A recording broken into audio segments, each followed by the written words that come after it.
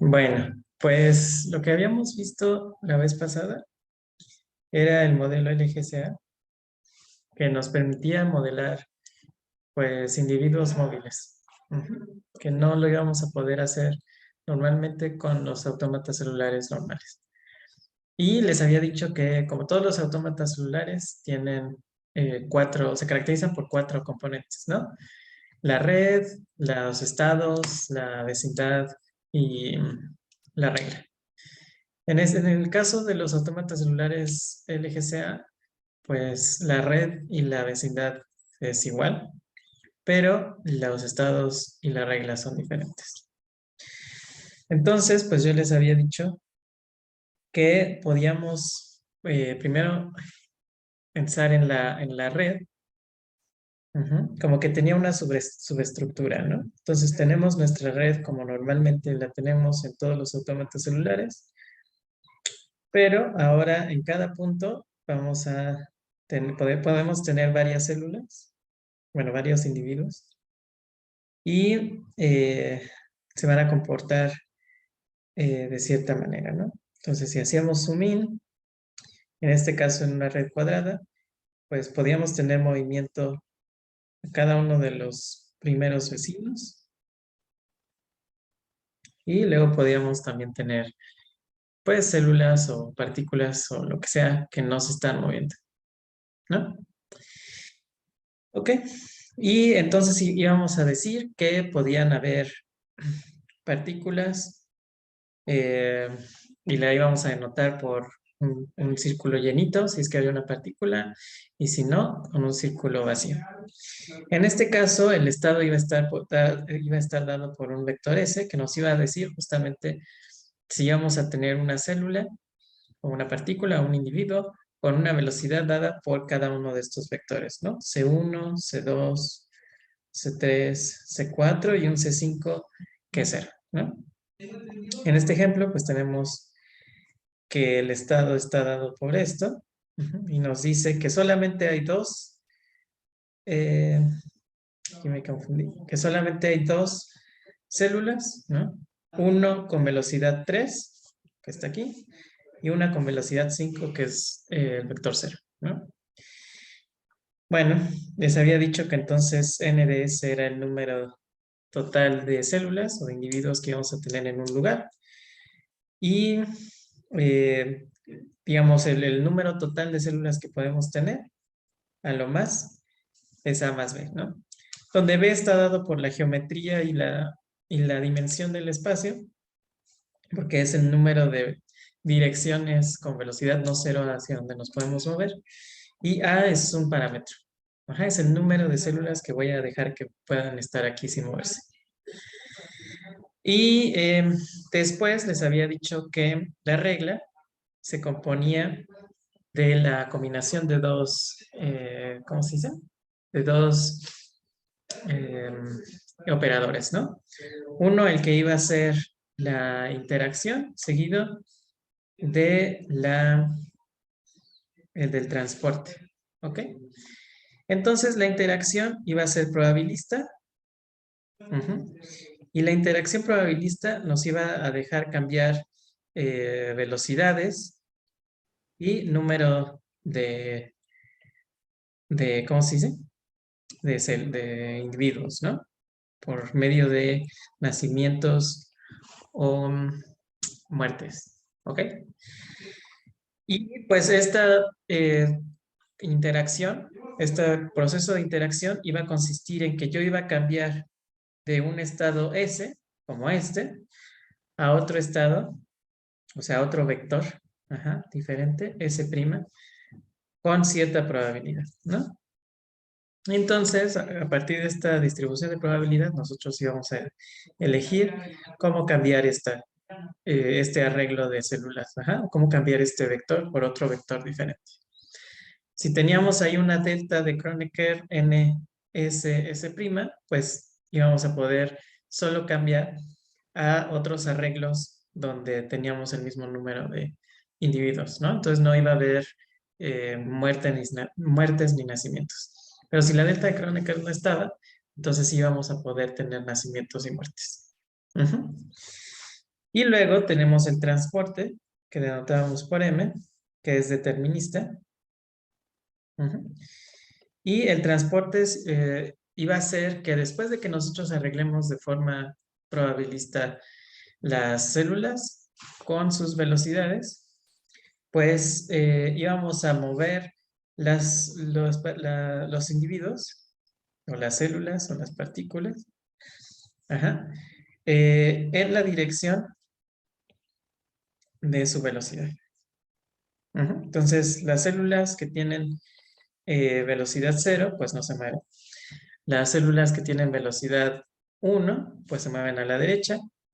Tienen velocidad 2 hacia arriba, 3 hacia la izquierda y 4 hacia abajo, ¿no? Bueno, en este caso que es cuadrado.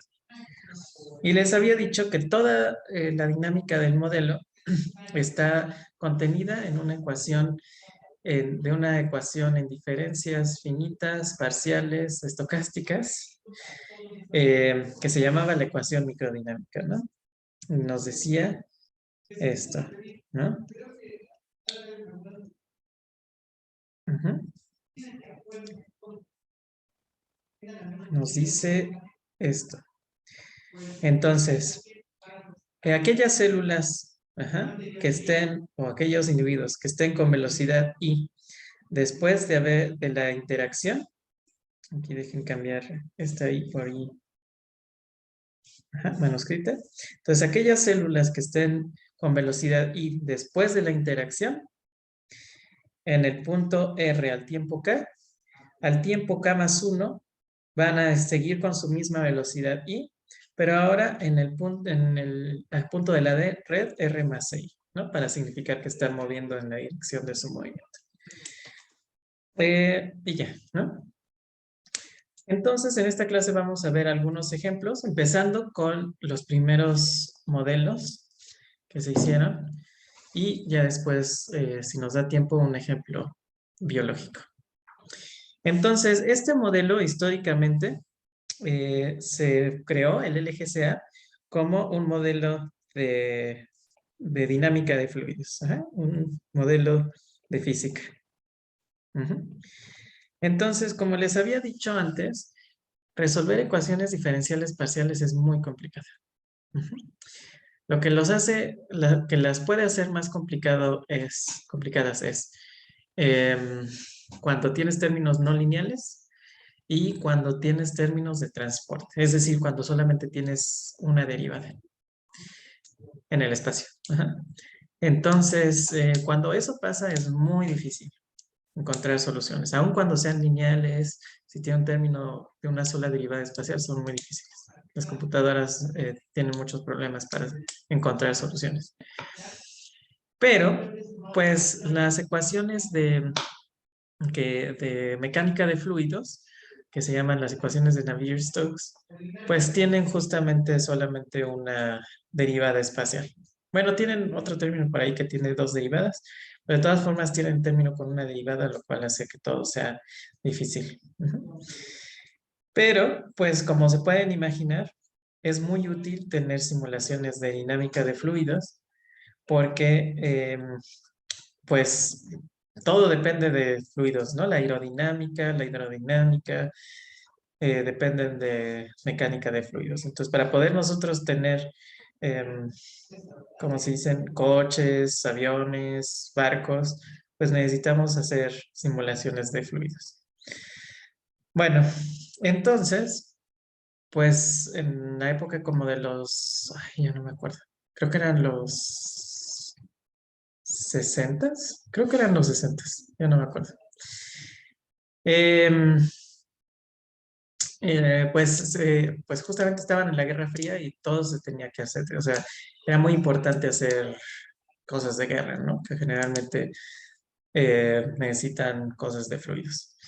Y no se tenían las computadoras poderosas necesarias para poder resolver ecuaciones diferenciales parciales. Ajá. Eh, y entonces, pues unas personas que se llamaron, bueno, sus apellidos eran Hardy, Pomó y de Patsis. Hicieron un modelo, el primer modelo LGCA, que ahora se le conoce como el modelo HPP, por los apellidos, ¿no? H de Hardy, P de Pulmón y P de Patsy. Ajá, para poder modelar los fluidos de una manera más eficiente, o de hecho de la única forma que se puede. Bueno, entonces lo que ellos hicieron fue, en lugar de pensar en cómo resolver exactamente la ecuación, ellos dijeron, bueno, vamos a simular lo que pasa microscópicamente en un fluido. Y lo que pasa en un fluido normal, no relativista, ni un fluido cuántico, ni nada de eso. Ajá, un fluido newtoniano. Es que vamos a tener moléculas o átomos, ajá, que se van a comportar como bolas de billar. Ujú. ¿En qué sentido se comportan como bolas de billar? Pues van a eh, cumplir con algo que se llama conservación de momento. Ujú. Y la conservación de momento, pues nos dice lo siguiente. El momento es simplemente el producto de la masa por la velocidad. Ajá. Entonces, si nosotros tenemos una bola de billar grande, ujú, y choca con una velocidad pequeña, con una bola de billar chiquita que está en reposo, pues ¿qué va a pasar? Que la bola grande, pues no se va a ver muy afectada por el choque, pero la bola chiquita pues va a salir disparada, ¿no? Eh, y viceversa, ¿no? Si una chiquita le pega a una grande no le va a pasar mucho, nada más se va a detener. Y la otra, pues, no sé, no le va a pasar nada. Pero si tenemos bolitas de la del mismo tipo, entonces lo que va a pasar es que la suma de sus velocidades tiene que ser constante. Entonces, si vienen dos bolitas del mismo tamaño así, pues lo que va a pasar es que esta de aquí, uy, perdón, esta de aquí va a salir para allá y esta va a salir para acá. Ajá. Entonces, pues al final la suma de sus velocidades pues es la misma. Ajá. La suma, este vector más este vector es igual que este vector y este vector. Bueno, eh, espero haberlo dibujado bien, pero más o menos, ¿no? Entonces ellos dijeron, bueno, la forma en la que nosotros vamos a modelar un gas para poder hacer simulaciones de fluidos y de aviones y lo que sea, es que vamos a tener moléculas, bolitas, que no van a cambiar de número porque hay conservación de la materia, ¿no? Eso ya lo sabemos. La materia no se crea ni se destruye, ¿no? Entonces hay conservación de número de moléculas y además van a hacer este tipo de cosas. Ajá. Si colisionan, van a cambiar su velocidad, pero digamos tal que la suma de sus velocidades sea la misma. Ujú. Y si no colisionan, pues no hay nada que cambie sus velocidades. Entonces, pues ellos inventaron el modelo de LGCA y la interacción que ellos inventaron fue determinista. Ujú.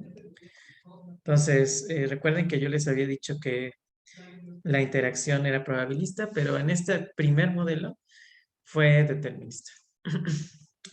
Entonces, lo único que tenía que respetar la regla es que la suma de las velocidades fuera una constante siempre cuando hiciéramos el proceso de interacción a cada paso de tiempo. Entonces, si nosotros solo teníamos una molécula yéndose hacia una dirección, pues después de la interacción no puede pasar nada porque dijimos que tenía que haber conservación del momento. Ajá, es decir, la suma de las velocidades debe ser la misma. Y aquí, pues la suma de las velocidades es simplemente este mismo vector. Entonces, este mismo vector no se tiene que ver afectado, ¿no? Entonces, pues esto seguiría igual.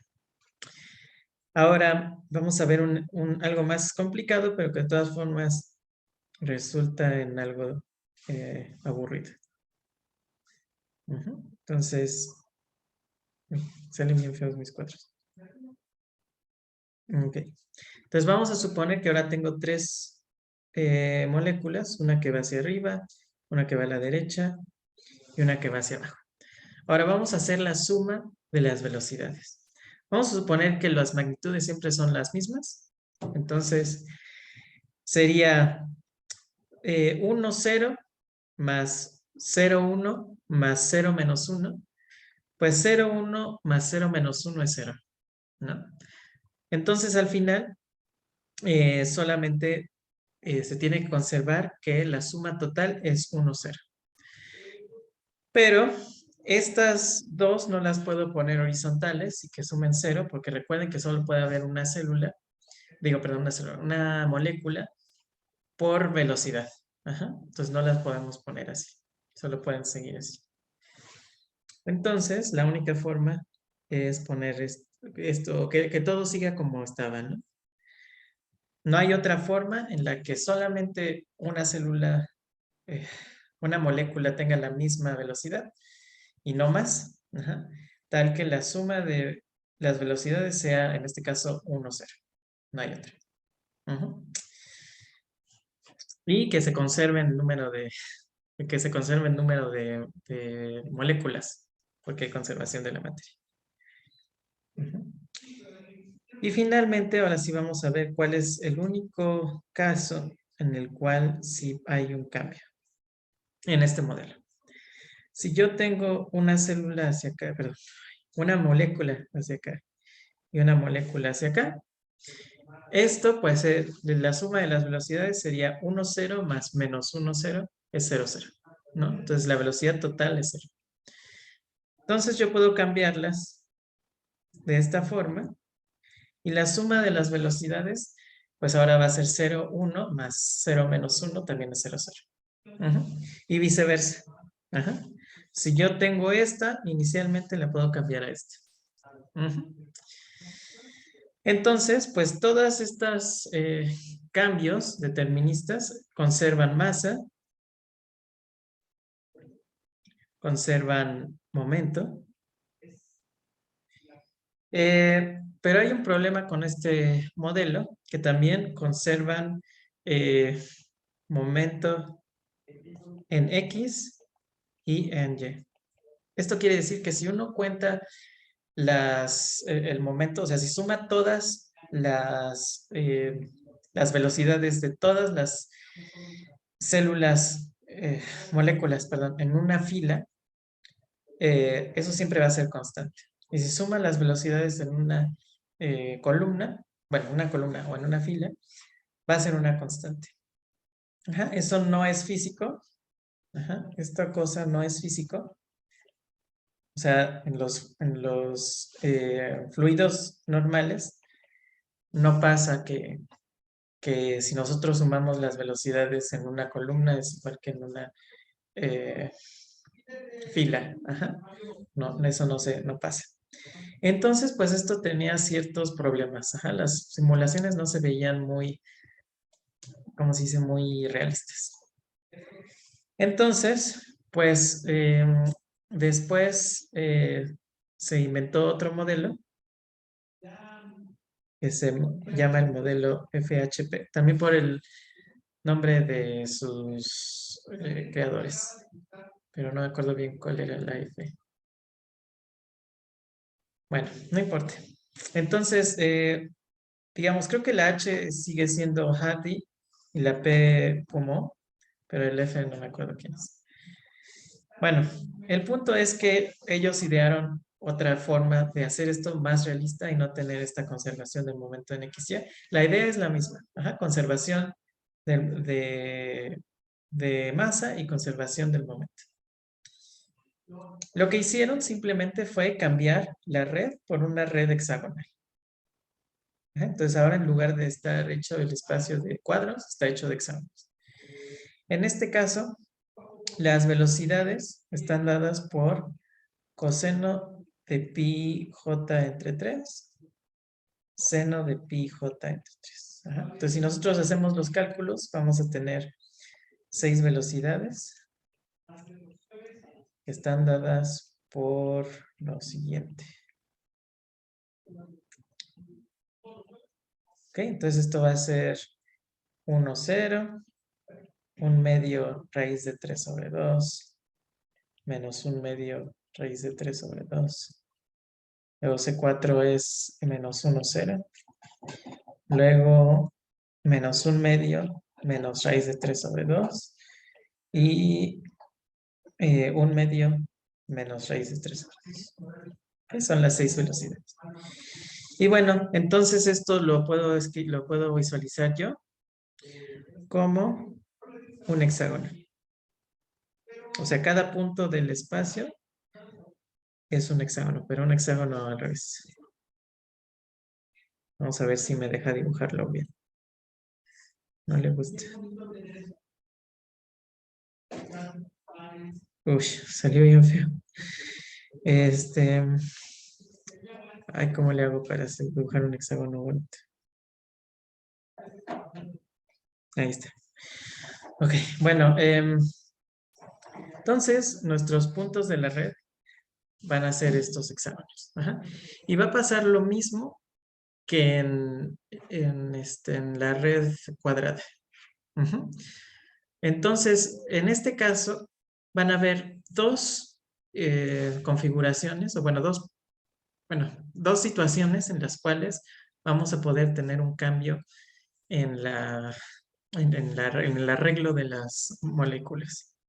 Entonces, cuando yo tengo un arreglo de esta forma, ajá, o sea, como que son tres haciendo un triángulo equilátero, más o menos, yo puedo reordenarlas de la siguiente forma. Ujú. Yo las puedo reordenar así, así y así. ¿Por qué? Porque fíjense, aquí tenemos C1, C3 y C5 ocupados. Y aquí tengo C2, C4 y C6 ocupados. Vamos a ver cuál es la suma. Entonces C1 es 1, 0. Más C3 es menos 1 medio raíz de 3 sobre 2. Y C5 es menos 1 medio menos raíz de 3 sobre 2. Entonces, cuando sumamos entrada por entrada nuestros vectores, 0 más raíz de 3 medios menos raíz de 3 medios es 0. Y 1 menos 1 medio es 0. Si nosotros hacemos lo mismo con esta otra, pues va a ser alguna situación similar, ¿no? Tendríamos 1 medio raíz de 3 sobre 2 más menos 1, 0 más 1 medio menos raíz de 3 sobre 2, ¿no? Y vemos cómo la suma es 0, ¿no? Entonces hay conservación de momentos si nosotros cambiamos entre una y otra. Entonces, si yo empiezo con esta, puedo cambiar por esta, y si empiezo con esta, puedo cambiar por esta. Entonces, esa es una de las situaciones nuevas que no teníamos antes. Sin embargo, esa situación no es la importante. La importante es la siguiente. Vamos a tener aquí que si yo tengo la siguiente situación. Aquí también obviamente es 0, ¿no? La suma de las velocidades. Aquí ni siquiera tengo que hacer la cuenta porque un vector es este y el otro es menos el mismo, ¿no? Entonces, cuando sume v más menos v es 0. Bueno, fíjense que aquí tengo dos posibilidades para poder conservar el momento. Una posibilidad es cambiarlo a esta. Ajá, y también 1, 0 más menos 1, 0 es 0. Pero también puedo hacer lo siguiente. Puedo cambiar a esto. Aquí también la suma es 0. Ajá. Entonces, ¿cómo decido a cuál voy? Pues ellos dijeron, lo más sencillo es que sea probabilista y con probabilidad 1 medio me vaya a una y con probabilidad 1 medio me vaya a la otra. De la misma forma, si yo empiezo con esto, con probabilidad de un medio puedo ir aquí o acá. Y si empiezo con esto, con probabilidad de un medio me puedo ir acá y acá. En este caso, pueden ver cómo el modelo ya no es probabilista, ya no es determinista, ¿no? Ya es probabilista porque ya tenemos una configuración que puede ir a dos diferentes con la misma probabilidad. Y ya con este modelo ya se pudieron hacer simulaciones de fluidos durante la Guerra Fría y fue tan buen método. Bueno, también en este artículo ellos demostraron que este modelo, eh, bajo ciertas suposiciones y así, cumple con las leyes de Navier-Stokes. Entonces, no importa si ustedes simulan este modelo o resuelven las ecuaciones de Navier-Stokes, las dos dan lo mismo. Ellos lo probaron. Y entonces ya con esto hicieron implementación de simulaciones de fluidos y fue tan bueno este método que de hecho dijeron que no se debía publicar, porque si se publicaba, entonces los rusos podían tener también buenos misiles y cosas, ¿no? Y que eso era peligroso.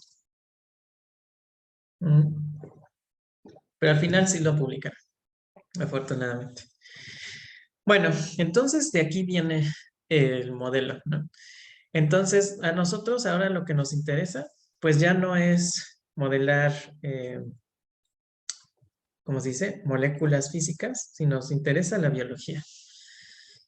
Entonces, pues en el modelo físico importaba conservación de la materia y conservación de la, ¿cómo se dice? Del momento. Ajá. Pero en biología las cosas no son así. O sea, primero que nada, el momento no se tiene por qué conservar. Por ejemplo, puede venir un pajarito por aquí y luego otro pajarito por aquí y no tienen por qué pegarse unos a otros. De hecho, este podría decidir moverse con el otro. Por ejemplo. Puede cambiar su velocidad para copiar al otro. Y cosas así, ¿no? Entonces, no se conserva ¿cómo se dice? El momento y tampoco se tiene por qué conservar la masa por si se mueren o nacen nuevos individuos. Y entonces, pues la única cosa que hay que hacer para cambiar este modelo de fluidos a elementos biológicos es cambiar cómo se hace la interacción, ¿no? Entonces, en lugar de ahora solamente permitir este tipo de cosas, pues ahora podemos permitir básicamente lo que sea, pero hay que definir qué es la probabilidad. Y en la clase pasada les dije que, o más bien me preguntaron que cómo se encontraban las probabilidades y les dije que pues ese era el problema, ¿no? Pero sí había forma de encontrarlas de forma rigurosa. Aunque es un poco difícil, entonces no les voy a decir cómo se hace. En otras clases sí, pero en esta no. Mejor les voy a poner un ejemplo. Entonces, vamos a suponer que yo tengo, es un ejemplo, se pueden haber muchos modelos diferentes. Voy a tener células adhesivas. Es decir, yo voy a tener varias células por ahí y estas células van a tener sobre su superficie receptores, o sea, ciertas proteínas ahí. Y esas proteínas lo que van a hacer es que son como ganchos, básicamente como velcro. Lo pueden pensar así. Y entonces cuando se junta una de estas proteínas con otra de esas proteínas, se pegan. Y entonces hacen que las células se queden pegadas.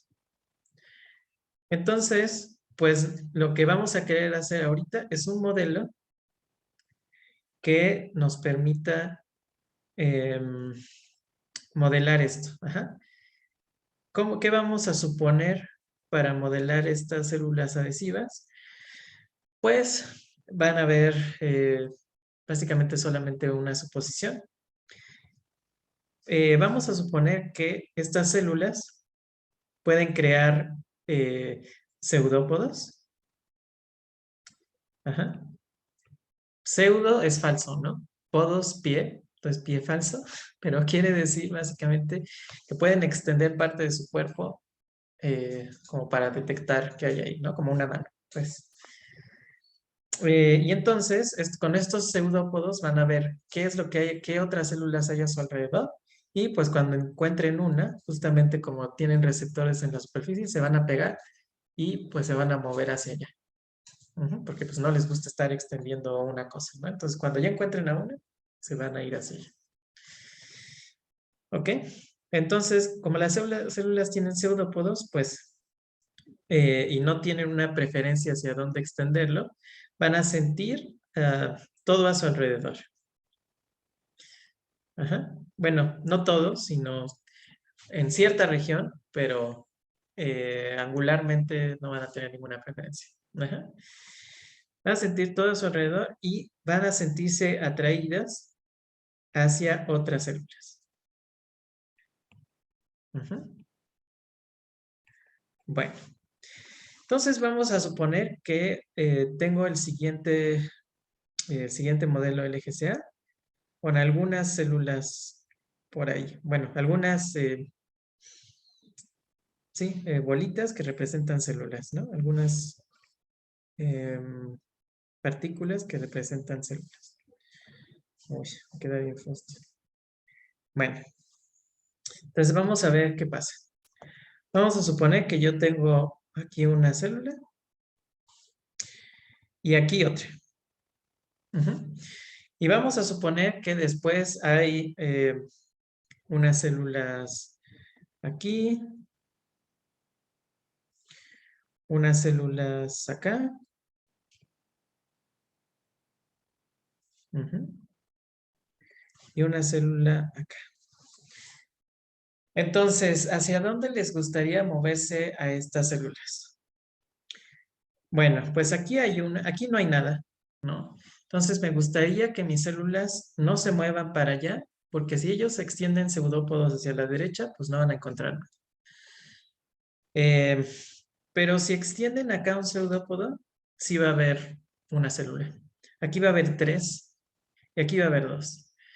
Entonces a mí me gustaría tener una probabilidad que me dé un modelo en el cual pues yo trate de irme como hacia esta región. Ajá. Un poquito más hacia acá, un poquito menos hacia acá y nada hacia allá. Bueno, pues lo que podemos hacer es, primero que nada, ver cuáles son las velocidades de mis células que van a moverse. Entonces me voy a fijar nada más estas de acá. Obviamente todas se mueven, pero vamos a fijarnos en las de aquí, las del centro nada más. Entonces, en este caso, me voy a fijar cuáles son sus velocidades, hacia dónde se van a mover.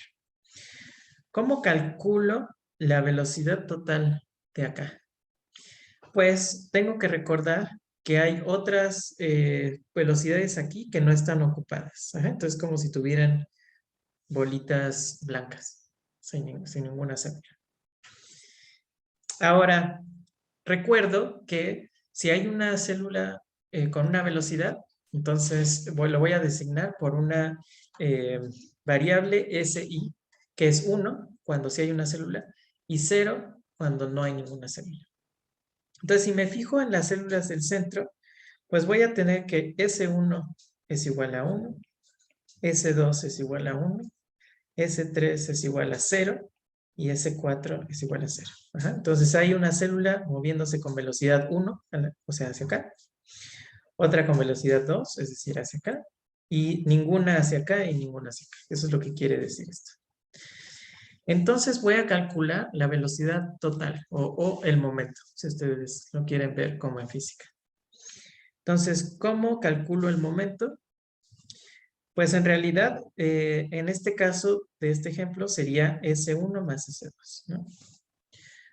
S1, más bien, sería C1 más C2. Perdón. Entonces, la velocidad de esta, que es 1, 0, más la velocidad de esta, que es 0. Pero fíjense que yo también puedo escribirlo de la siguiente forma. Puedo escribirlo como S1 por C1 más S2 por C2, más S3 por C3, más S4 por C4, ¿no? ¿Por qué? Porque S1 y S2 son 1, entonces queda esto. Y S3 y S4 son 0, entonces en realidad, pues no estoy sumándole nada. Entonces al final este vector J lo puedo escribir como la suma desde I igual a 1 hasta B, en este caso 4, de SI, Y esto me va a decir como la dirección promedio en la que se mueven las células ahí, ¿no? Y yo quiero que esta velocidad promedio en la que se mueva sea más como hacia acá que hacia acá, porque hay más células. ¿Cómo hago eso? Pues lo que puedo hacer es calcular otro vector que me diga hacia dónde hay más células. Entonces, fíjense que yo puedo ver esto como que hay otros, o sea, yo puedo ver cuál es el vector que une a un punto del espacio con otro punto del espacio. Entonces, el vector que une a este punto con este punto es este verde. Luego, el vector que une este punto con este punto es este otro verde. Este, pues es este de aquí y este hacia acá. Y se fijan, son los mismos vectores C que tenía antes. Entonces, este es vector C1, este es el vector C2, este es el vector C3, este es el vector C4. Entonces, si yo quiero ver cuántas células hay, o sea, hacia dónde hay más células, pues yo puedo definir un vector G. En este caso, lo puedo escribir como hay una célula en la dirección C2. Luego hay dos células en la dirección C3. Y luego hay tres células en la dirección C4. Esto también lo puedo escribir como que hay 0 en el C1, más 1 en el C2, más, dejen bajar esto, porque si no, no voy a poder escribir bien. Pero bueno, entienden la idea, ¿no? Uy, perdón, es que aquí me fue la mano. Ahí está. Entonces, más 1, más 2, C3, más 3, C4, ¿no? Y de la misma forma, pues puedo escribir esto en una forma más, ¿cómo se puede decir? Más compacta, como la suma desde i igual a 1 hasta 4 de CI por el número de células en la configuración S en el lugar R más CI. Ajá. Entonces, por ejemplo, cuando I es igual a 1, tenemos C1 por el número de células de la configuración en R más C1. R más, si esto es R más C1 y hay 0, ¿no? Entonces tenemos este. Y así con todos. Bueno, entonces, en este ejemplo, ¿quiénes serían J y G? Pues en este caso J es igual al 1, 1, ¿no? Y en este caso G, ¿quién sería? Pues sería el 0, 1, luego 2 veces menos 1, 0, más 3 veces 0 menos 1, pues esto sería menos 2, sería menos 2, y luego 1 menos 3 sería menos 2, ¿no? Entonces, lo que yo quiero en este ejemplo es encontrar una relación en el cual, o una función que me dé una probabilidad, tal que J trate de parecerse lo más posible a G, para que yo me trate de mover hacia donde hay más células. Esta es la dirección donde hay más células, que es la dirección G. Menos 2, menos 2. Aquí hay más células que acá. Bueno, entonces, ¿cómo hago para yo encontrar, o cómo hago para que nuestra probabilidad sea máxima cuando J se parezca a G y entonces yo me mueva hacia donde hay células, y que sea mínima cuando hace justamente lo contrario? ¿Qué sería justamente lo contrario? Pues que se mueva hacia acá. Ajá. Y porque aquí ya no hay nada, ¿no? Entonces, sí se podría mover hacia acá porque aquí hay como tres que te están agarrando hacia abajo. Pero hacia arriba, pues no hay nada que te esté atrayendo. Entonces, ¿cómo hago eso? Pues fíjense en algo. J.G es máximo, o bueno, J.G, ¿a qué es igual? Pues a la magnitud de J por la magnitud de G por el coseno de teta J menos teta G, ¿no? Así se define el producto punto. Bueno, entonces yo no puedo hacer nada para cambiar J y G, porque J y G, la magnitud, perdón, no puedo hacer nada para cambiar la magnitud de J y G porque ya están fijas. Ajá. La magnitud de J y G dependen de hacia dónde van mis células y cuántas hay alrededor. Entonces eso no lo puedo cambiar para hacerlo máximo o mínimo. Pero lo que sí puedo cambiar es el ángulo entre estos dos vectores. O sea, puedo hacer que J trate de hacer el coseno mínimo. ¿Y cuándo es esto? ¿Cuándo es el coseno máximo? Entonces, ¿cuándo es máximo? Pues si coseno de J, de coseno de teta J menos teta G es igual a 1, entonces es máximo, ¿no? O sea, el valor es máximo. ¿Y cuándo ocurre esto? Pues si teta J es igual a teta G. Es decir, se apuntan hacia la misma dirección. ¿Y cuándo es mínimo? Pues si coseno de teta J menos teta G es menos 1, porque el coseno solo tiene valores entre 1 y menos 1. Entonces, en este caso es mínimo. Ok, entonces esto pasa si teta J es igual a teta G más pi. Ajá, simple es cuando están apuntando a lugares opuestos, completamente opuestos. Entonces, pues yo podría decir, pues fácil. Entonces voy a hacer que P sea proporcional al coseno de teta J por teta J punto teta G. Ajá, podría yo decir esto. Pero fíjense que aquí hay un problema. Hay un problema con decir que la probabilidad sea eh, proporcional. Y el problema es que las probabilidades siempre deben ser mayores o iguales a cero. Siempre. Ajá, no hay probabilidades negativas. Entonces, pues aquí el coseno puede tomar valores negativos. No hay ninguna constante tal que yo lo multiplique por coseno que siempre vaya a ser positivo. Entonces, si esto es negativo, si la constante de proporcionalidad es negativa, pues cuando esto sea positivo se va a hacer negativo. Y si la constante de proporcionalidad es positiva, cuando esto sea negativo, pues va a ser negativo.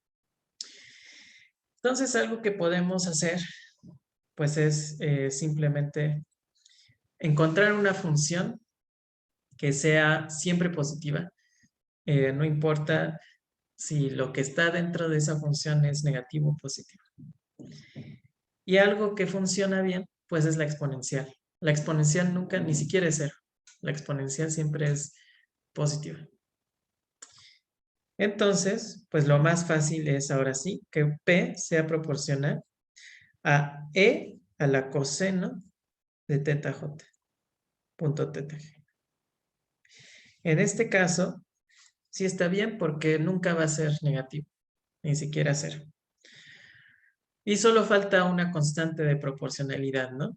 Y a la constante de proporcionalidad le voy a llamar 1 entre z. Es la constante de proporcionalidad.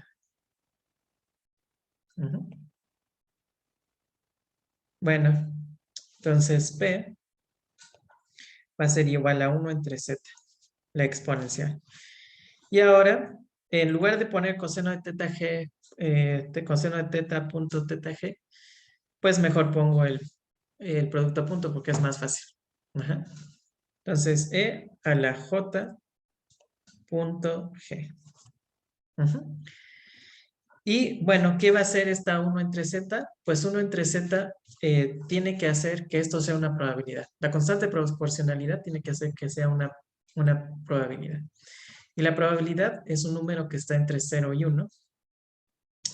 Entonces, pues lo que vamos a hacer es Z va a ser igual a la suma sobre todas las posibles configuraciones, bueno, arreglos de células después de la interacción,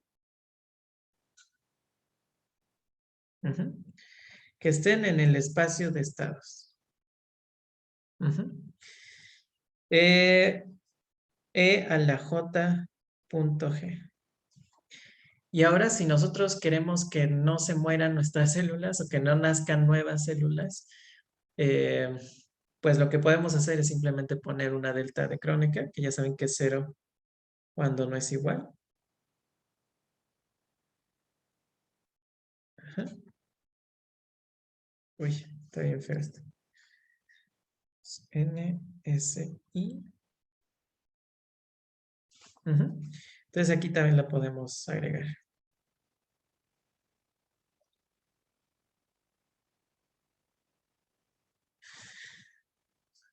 Ok, y pues ya con esto tenemos nuestra probabilidad, ¿no? Entonces la probabilidad de pasar de un estado S a un estado SI después de la interacción, pues va a ser igual a la exponencial de J.G.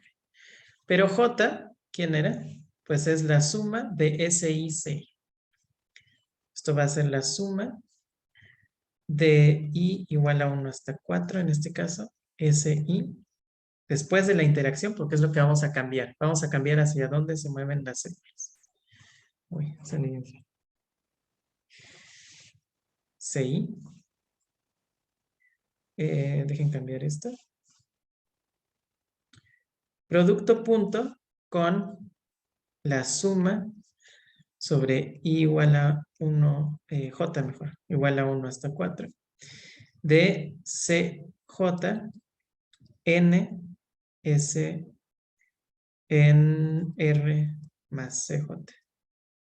Ajá, esto era la I, no, la G. ¿Sí? G es la suma de CIN-SR más C, que es esto que puse aquí.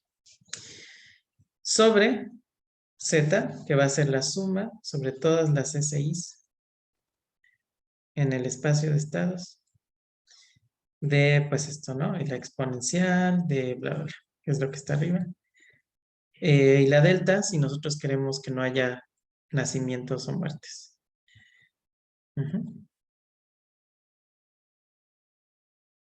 Ok. Y aquí abajo también. Bla, bla. Ok. Ahora, podría faltar una cosa. Lo que vamos a hacer es que vamos a agregar una constante. En lugar de decir esto va a ser simplemente esto, voy a multiplicarlo aquí por una constante.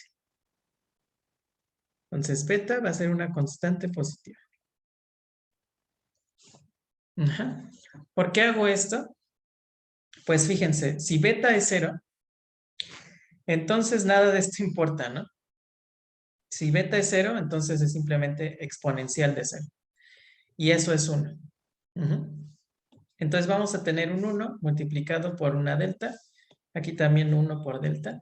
Y ese es el modelo que les expliqué la vez pasada, que era una caminata aleatoria. Entonces, si beta es igual a 0, las células no se sienten unas a otras y entonces, pues, caminan aleatoriamente sin rumbo.